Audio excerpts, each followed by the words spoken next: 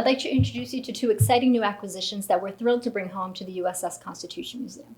This is a pair of oil-on-panel portraits of Captain John Gwynne and his wife Caroline S. Lynch Gwynne.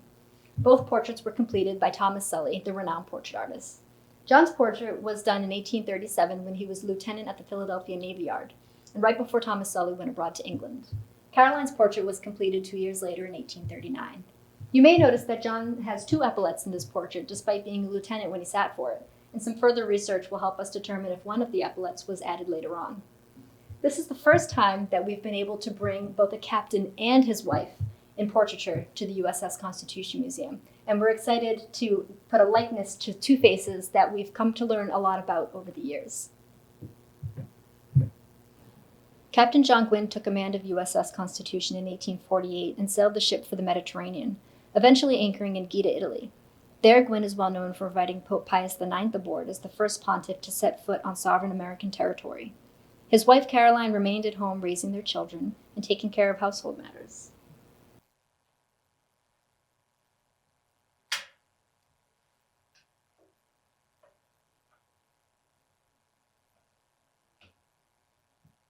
We are fortunate to have in our collection Caroline's handsome writing desk, along with a collection of handwritten letters to her family and friends, including her son John.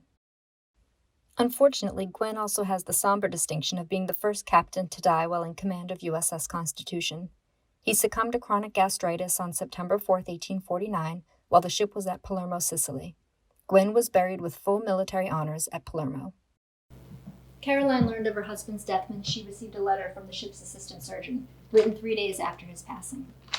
In the letter, the surgeon writes, "My dear madam, the melancholy duty devolves upon me to announce to you, with the feelings of the deepest regret, the death of your beloved husband." In 1850, Gwynne's remains were brought back to Philadelphia and interred at the Glenwood Cemetery. Caroline joined him upon her death in 1864. There the couple remained until 1931, when the Glenwood Cemetery was found to be abandoned and was to be razed. John and Caroline's remains were relocated to Arlington National Cemetery, but the new headstone made no mention of John's service aboard Constitution, and on the back, Caroline's name and death date were incorrect. With research provided by USS Constitution Museum staff, along with this copy of the couple's marriage certificate found in Caroline's papers, the National Cemetery had the information they needed to correct the headstones in 2016. And now the pair is together again, along with some of their personal possessions, here in the collection of the USS Constitution Museum.